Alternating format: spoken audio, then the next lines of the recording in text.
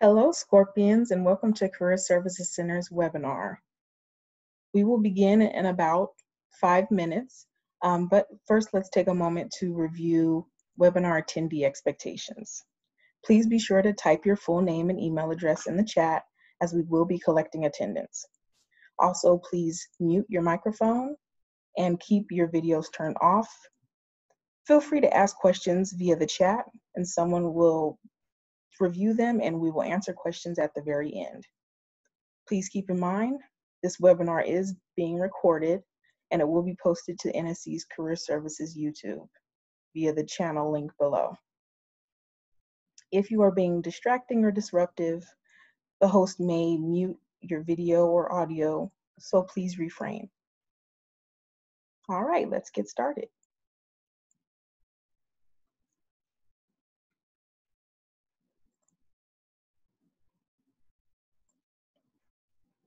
So, welcome to Resume Writing 101 webinar, brought to you by NSC's Career Services Center. Hello there. I am the host, Alicia Henderson. I have a master's in school counseling and am a professional staff with Career Services. I want to go over an overview of what our presentation will be today. First, we will review the purpose of a resume, basic guidelines of resume writing, and resume sections and examples. Just to reiterate, please type questions in the chat and we will be addressing questions at the end. And also please type in your full name and email address. So what is the purpose of a resume? It is to showcase your experiences, education, skills, and accomplishments that qualify you for a job. Essentially, it is your personal marketing tool, and it's a way to encapsulate all of your qualifications for an employer to know if you're the right fit for a position that they're recruiting for. And what does a resume help you to obtain? Any guess? A common misconception is that a resume will help you obtain a job, but in actuality, it helps you to obtain an interview, to have the opportunity to further promote yourself to attain the job. Here are some basic tips and guidelines for resume writing, and we do have quite a few for you, so hold tight. So first, we want to make sure that our font is 11 to 12 in font size and keep it one style throughout the entire resume. Some great font styles to use is Times New Roman or Arial, but you just want to be consistent throughout. Also, using bolding and italicizing and caps is a great way to emphasize certain areas such as section headers and your name. But most of all, you want to just be sure that you're consistent throughout. So if you're going to bold your section headers, be sure that you're bolding them throughout your resume, and so on and so forth.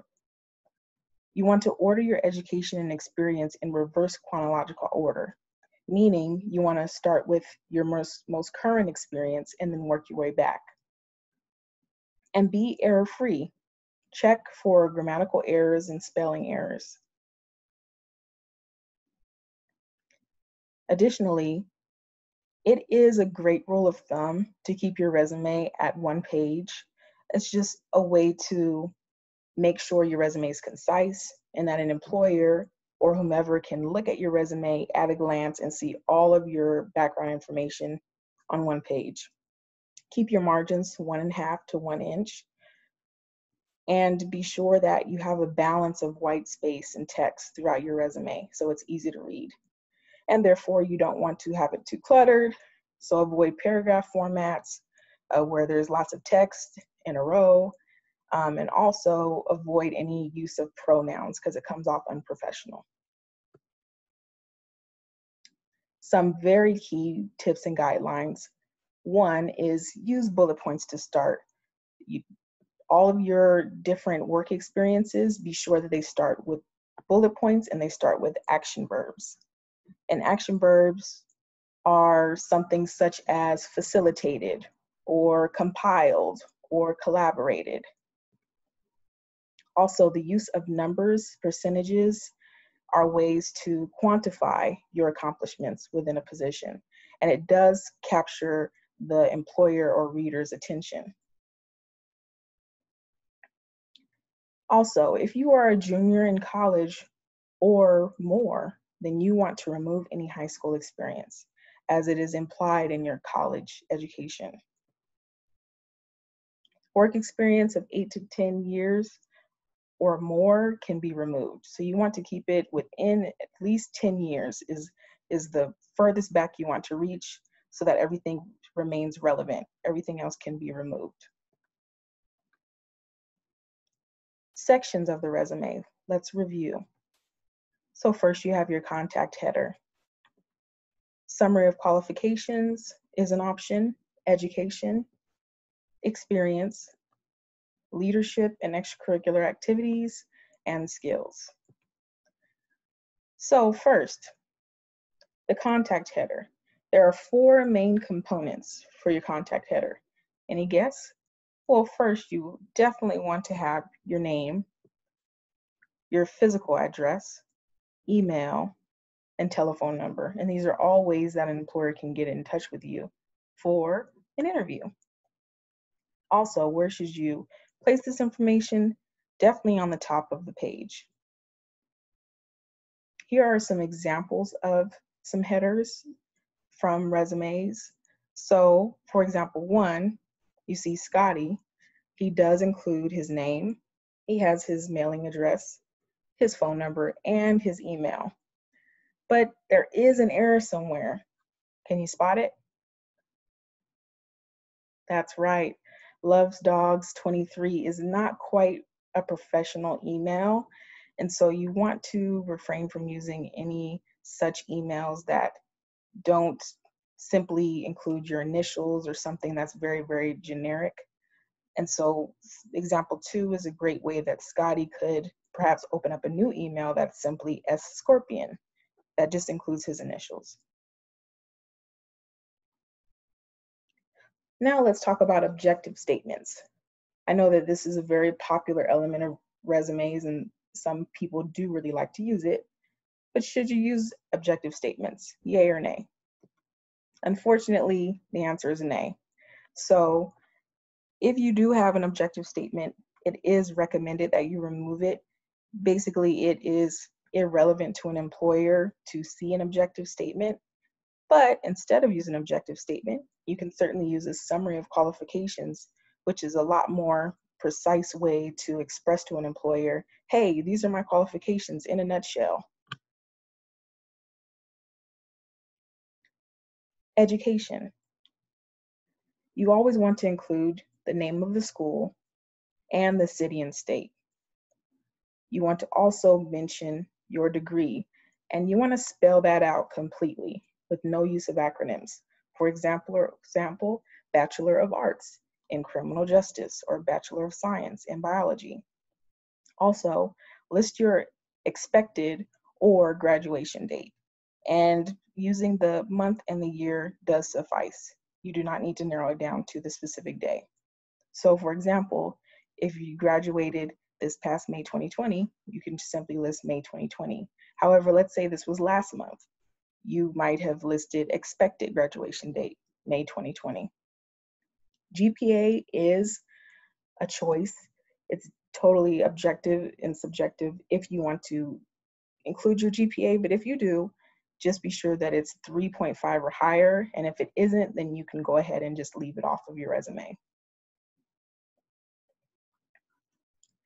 So let's look at an education section to see if we can spot 4 errors. I'll give you a moment to review. And first and foremost, bingo. Sally Scorpion is missing the city and state of her institution, Nevada State College. Also, Sally used an acronym for her degree, so she listed BS instead of Bachelor of Science in Biology. Also, December 2016 is listed in the wrong area. It really needs to be in the far right margin. And last but not least, she put a S on the end of associate, so it really needs to read Associate of Science. Listed there below is a corrected version of Sally Scorpion's education section.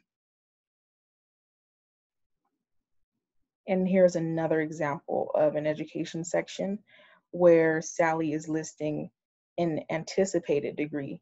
So although we're reaching back in the past, but let's say we're in, say, 2017, she would have wanted to list in progress for her degree and expected for the month and year.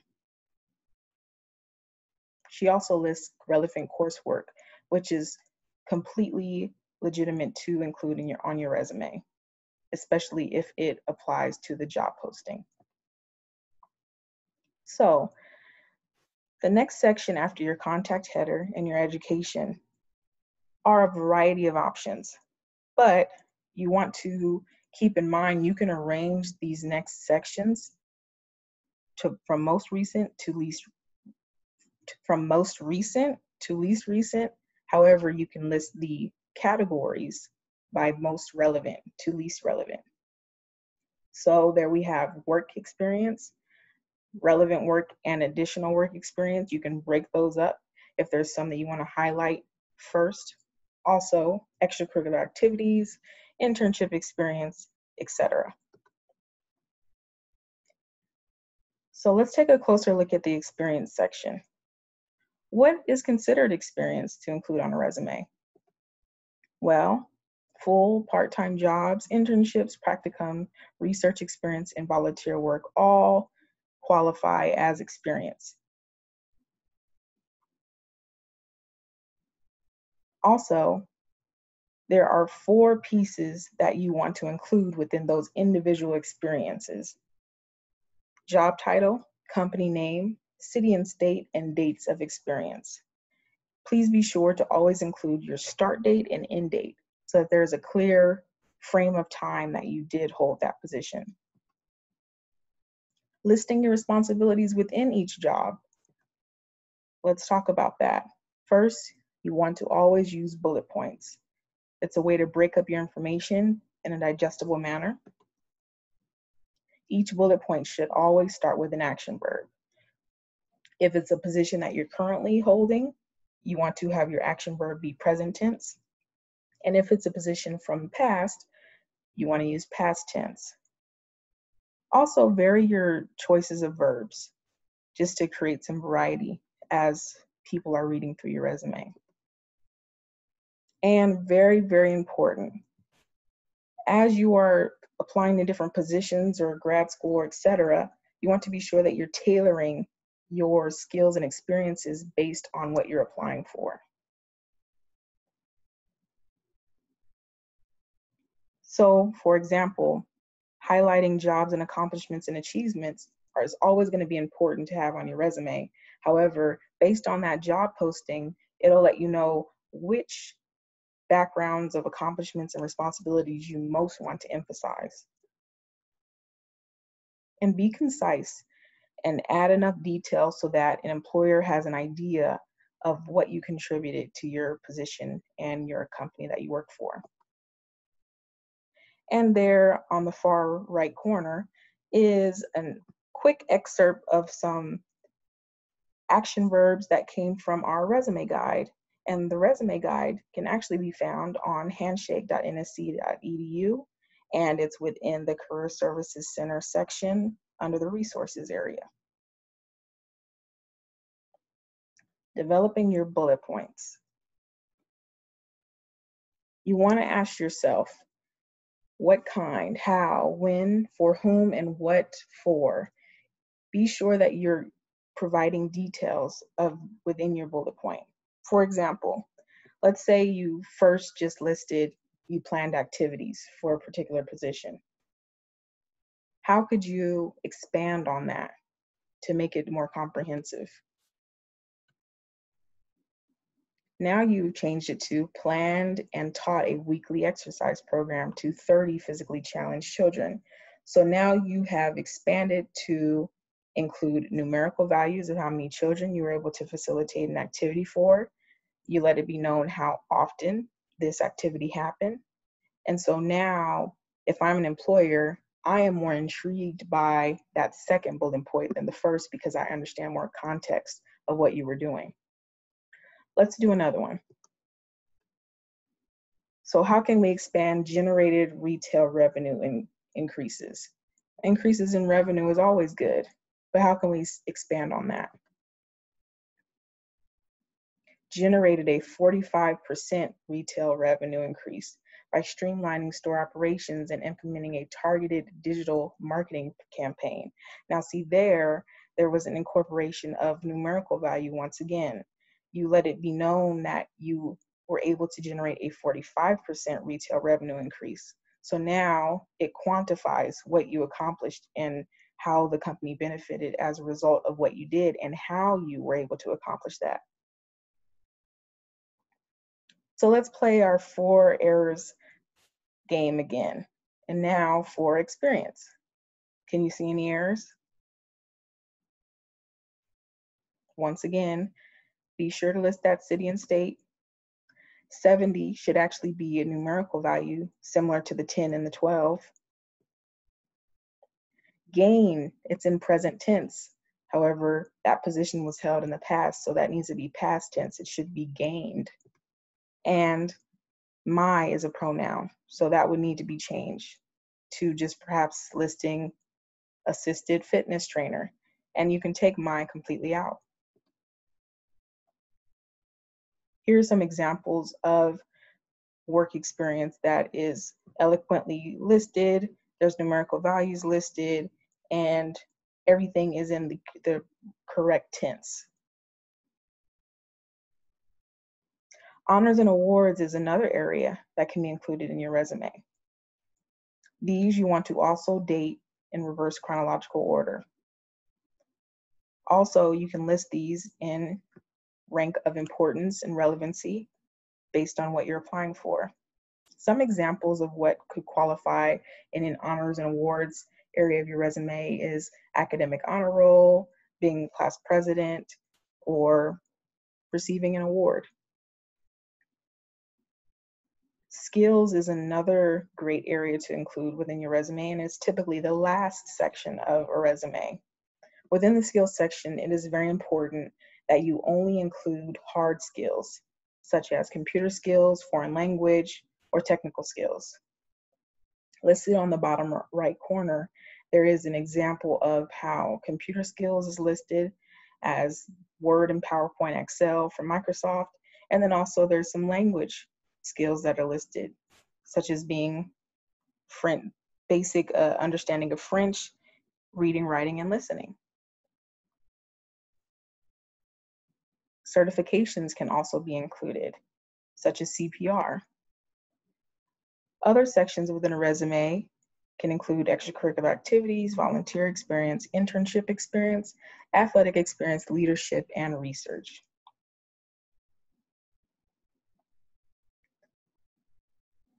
Now keep in mind, as you're starting to put your resume together, you want to first develop a master resume. And on a master resume, it's going to include every single job experience you've had, volunteering, everything that you can think of in your past, you want to place on this master resume. And with that being said, you don't want to worry about the length on that master resume because it's going to be your catch-all that you can refer back to. And then next, as you're applying for different jobs, based on the job posting of what the responsibilities and qualifications are, that's when you tailor the resume to highlight specific work experiences that are relevant to that job posting.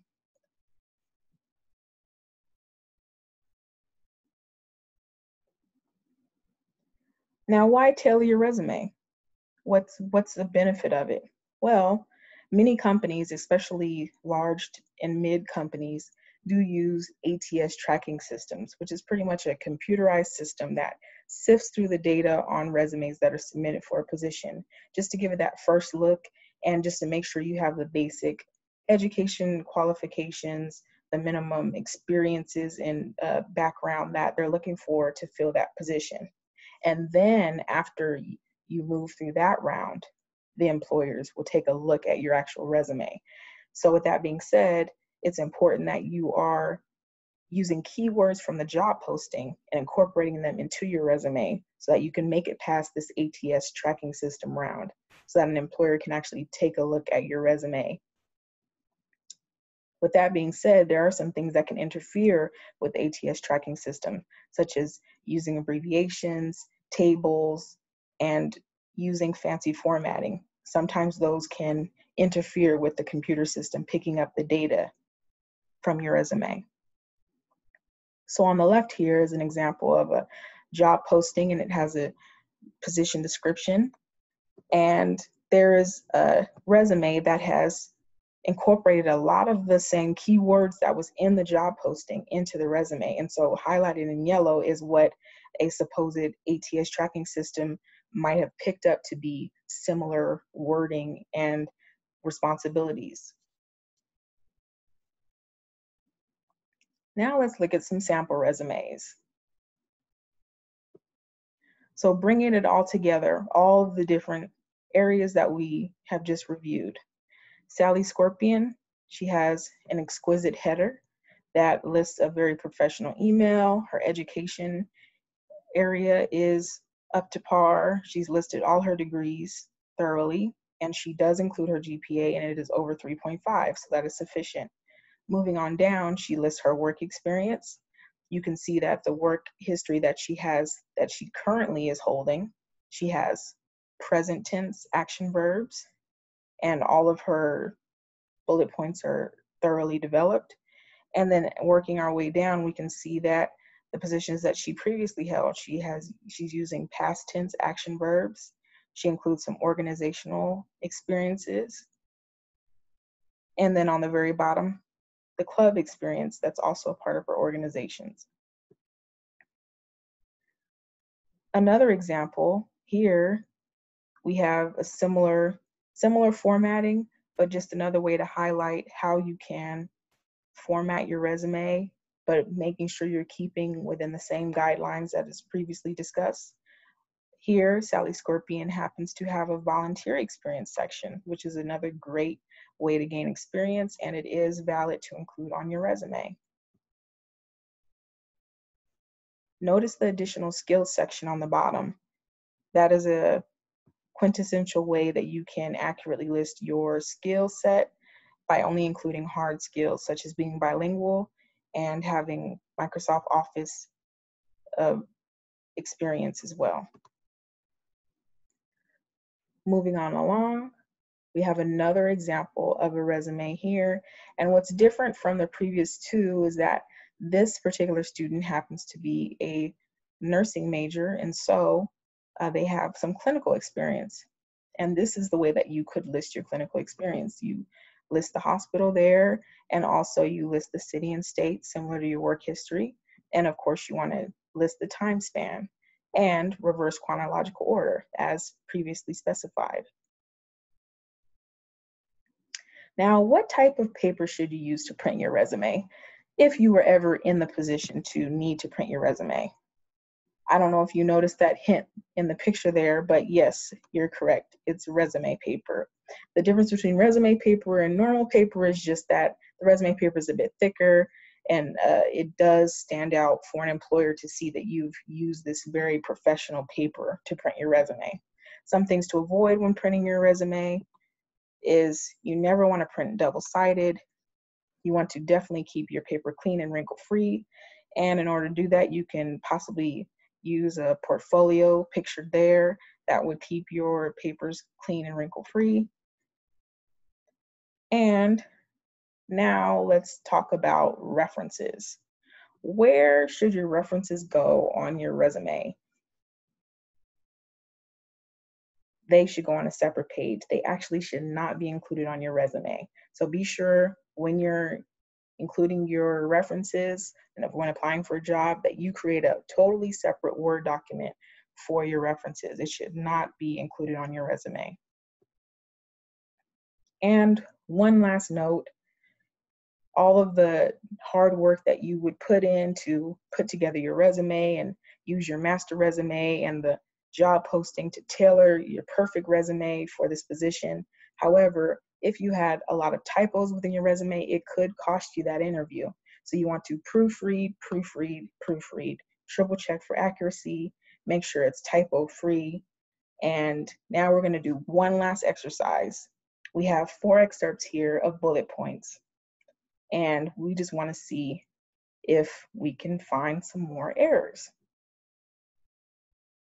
First and foremost, attended college from 2010 to 2104. Well, that can't be right, so that's a blatant error. Instrumental for ruining entire operations. Well, that can't be good. And it's obvious that this person meant to say running an entire operation. So that's a blatant error that you would want to avoid. Received a plague. Oh no, that's not good.